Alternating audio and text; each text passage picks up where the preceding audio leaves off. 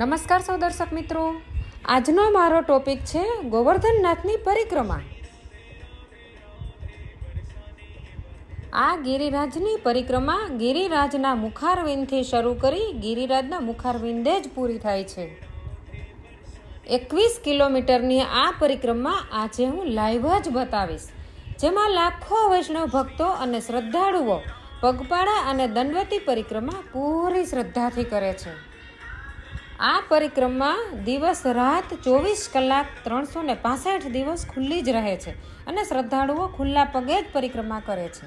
તેથી ત્યાંની ગવર્મેન્ટે આ પગપાળાનો ટ્રેક સરસ ઠંડી માટીથી અલગ જ બનાવેલ છે, જે તમને આ વિડીયોમાં લાઈવ દેખાય જ છે.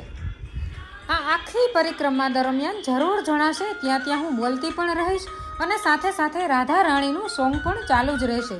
તો આ મારો આખો વિડીયો સ્કીપ કર્યા વગર જ સાંભળજો, જેથી આખી પરિક્રમાનો પૂરેપૂરો લાભ સૌને મળી શકે.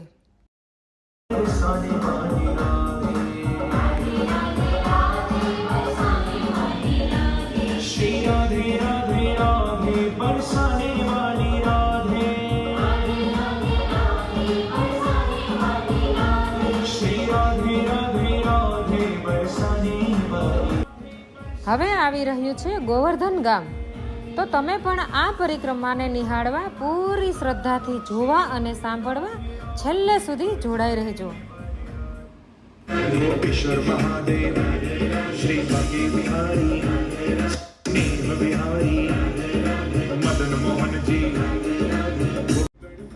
આ આખી પરિક્રમા દરમિયાન ઠંડા પીણાની કેબિન, મોસંબી વગેરેના જ્યુસ વગેરે વારંવાર મળતું જ રહે છે.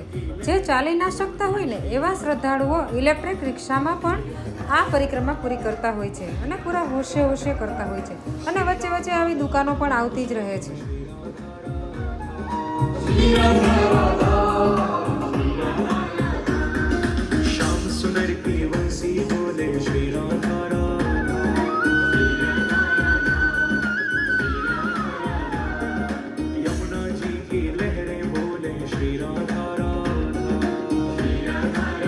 झूमते हुए श्री राधा राधा श्री राधा राधा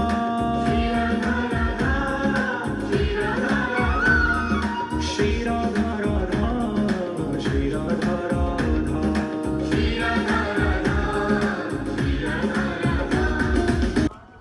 હવે રસ્તાઓ ત્યાં નાના હોય કે મોટા, ત્યાં રસ્તાઓ ઉપર ખૂબ જ ચોખ્ખાઈ દેખાઈ આવે છે અને એ આપણે બધા જોઈ જ શકીએ છીએ. રોજે ત્યાં હજારો શ્રદ્ધાળુઓ પરિક્રમા કરે છે, છતાં પણ ક્યાંય કચરો જોવા મળતો જ નથી, કેમ કે ત્યાં સફાઈ કામદારો સતત રસ્તાઓની સફાઈ કરતા જ હોય છે. અને હવે 4 કિલોમીટર બાદ જ રાધાકુંડ આવશે.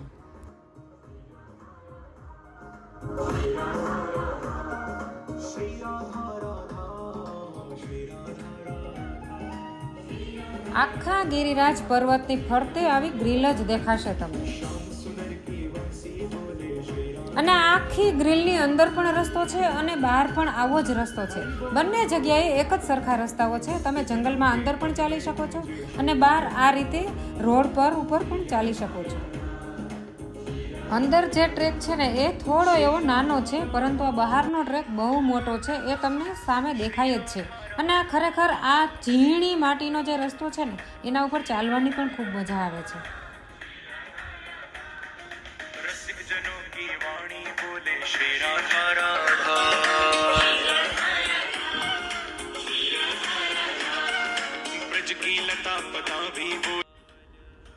મધરાતે પરિક્રમા કરીએ ને તો પણ ત્યાં આખા રસ્તે લાઇટો હોવાથી કોઈને કશી તકલીફ પડતી નથી અને બ્રજમાં જરા પણ ડર પણ લાગતો જ નથી.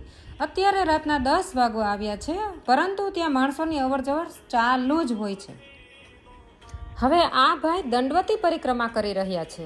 આ પરિક્રમા ખૂબ જ આકરી પડે છે. વૈષ્ણવો વ્રજમાં 7 થી 8 દિવસ રોકાઈને રોજ સવારે સવારે આ દંડવતી પરિક્રમા કરીને 8 દિવસમાં આ પરિક્રમા પૂરી કરે છે.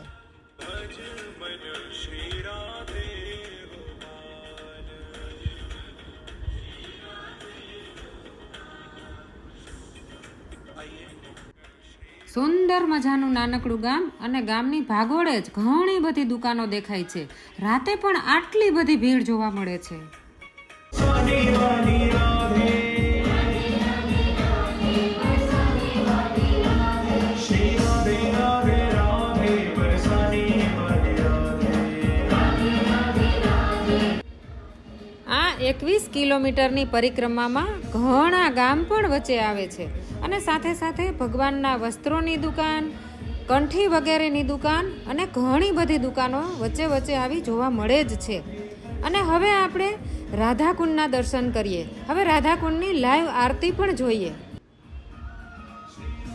આ રાધાકુંડમાં શ્રદ્ધાળુઓ સ્નાન કરી અને પવિત્ર થાય છે. તો ચાલો આપણે પણ આ મહાઆરતીનો લાભ લઈએ અને આ આરતીમાં જોડાઈએ. અને સામે કાંઠે પણ આરતી જ દેખાય છે. તો ચાલો આપણે બધા જ આરતીનો પણ લાભ લઈએ. હવે ફરી પરિક્રમા ચાલુ થાય છે, તો આપણે બધા જ પરિક્રમામાં પણ જોડાઈએ. અને આ નાની નાની ગલીઓમાંથી પસાર થવાનો આનંદ પણ ખૂબ અનેરો છે. હવે કુસુમ સરોવર થોડા જ સમયમાં આવી રહ્યું છે.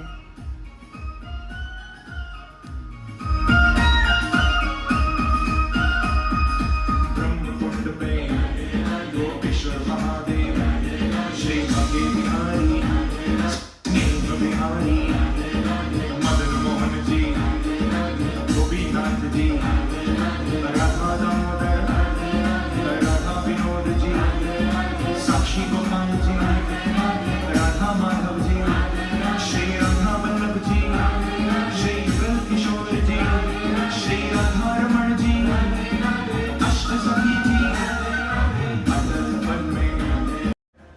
દૂરથી જે પ્રકાશ દેખાય છે ને તે છે કુસુમ સરોવર. અને આ મંદિરનો ભવ્ય નજારો સરોવરમાં પડે છે અને લાઇટોના પ્રભાવથી અત્યંત સોહામણું દેખાય છે. श्री यमुना जी की लहरें बोले श्री राधा राधा श्री राधा राधा श्री राधा राधा श्याम सुंदर की वंशी હવે આવી રહ્યું છે માનસી ગંગા સરોવર. તો આપણે સૌ એના દર્શન પણ કરીએ.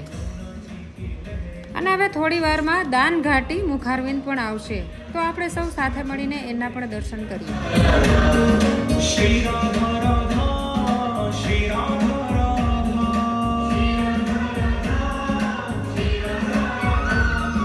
श्री राधा राधा श्री राधा राधा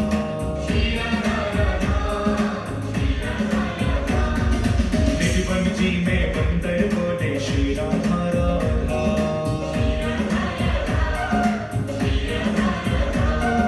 ब्रज की लता पता भी बोले श्री राधा राधा હવે આવે છે દાન ઘાટી મંદિર.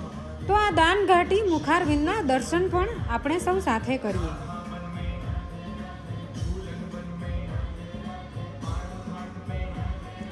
હવે પછી આવે છે અન્યોર ગામ અને ગોવિંદ કુંડ.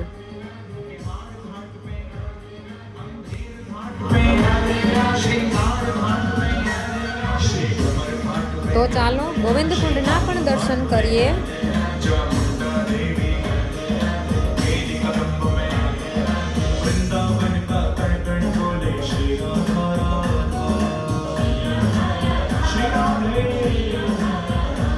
श्री यमुना जी की लहरें बोले श्री राधा राधा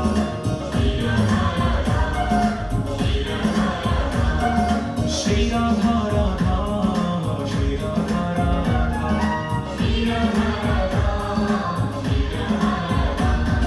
श्याम सुंदर की वंशी बोले श्री राधा राधा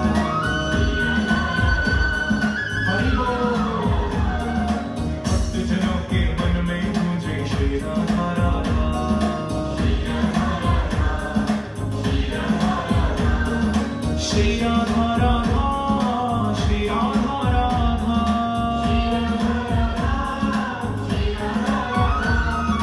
श्री राधा राधा श्री राधा राधा ઝીણી ઝીણી ઠંડી ઠંડી માટી પર ચાલવાથી સુવાળા પગને કોઈ ખાસ ઈજા થતી નથી. તેમજ ઉનાળાના ધમધોકતા તાપમાં પણ આ માટી ઉપર આસાનીથી ચાલી શકાય છે. અને આ માટી તમે જોઈ જ શકો છો કે કેટલી ઠંડી હશે અને કેટલી ઠંડક પણ અનુભવાતી હશે. તેથી સુવાળા પગને કોઈ તકલીફ ના પડે.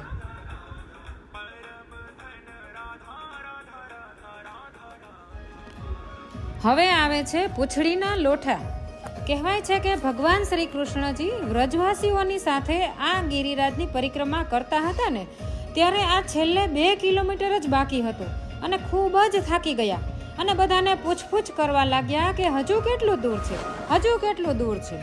આ પૂછપૂછ કરવાના લીધે જ આ મંદિરનું નામ પૂંછડીના લોઠા પડ્યું. અને અહીં શ્રદ્ધાળુઓ પણ અહીં પહોંચતા જ ખૂબ જ થાકી જાય છે અને પૂછવા લાગે છે કે હજુ કેટલું બાકી છે, હજુ કેટલું બાકી છે. અને એનું નામ જ પૂંછડીના લોઠા.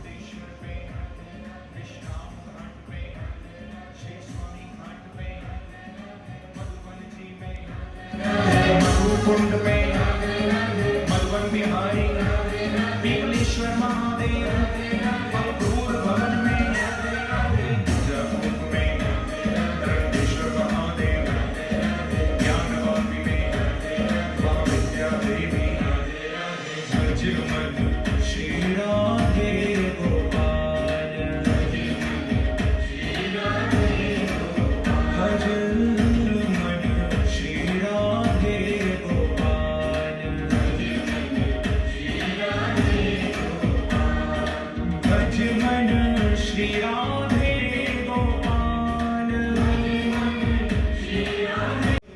હવે આ જે ગ્રીલ દેખાય છે ને, એ આખા ગિરિરાજના ફરતે લોખંડની ગ્રીલ જ છે અને એની અંદર પણ પરિક્રમા કરી શકાય છે. ત્યાં પણ સરસ રેતાળ માટીનો જ રસ્તો બનાવેલો છે.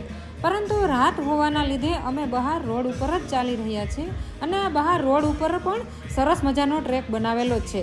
અંદર પણ એક ટ્રેક છે અને બહાર પણ એક ટ્રેક છે.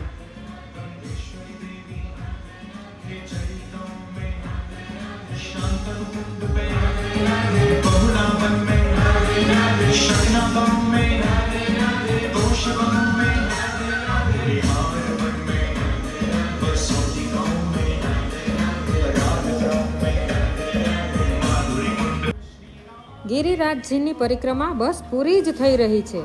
એ પહેલાં આપણે ગિરિરાજજીના મુખારવિંદની આગળ જ મીઠાઈની ઘણી બધી દુકાનો પણ જોઈએ અને આ ઘણી દુકાનો અને પ્રસાદી ભોગની ઘણી બધી મીઠાઈ આપણે જોઈશું. આ નાનકડી ગલીમાં મીઠાઈની જ બધી દુકાનો છે અને હવે છેલ્લે મુખારવિંદ પણ દેખાઈ રહ્યું છે અહીંથી જ. તો ચાલો આપણે સાથે સાથે મુખારવિંદના પણ દર્શન કરી જ લઈએ. હવે આવે છે ભગવાન ગિરિરાજજીનું મુખારવિંદ.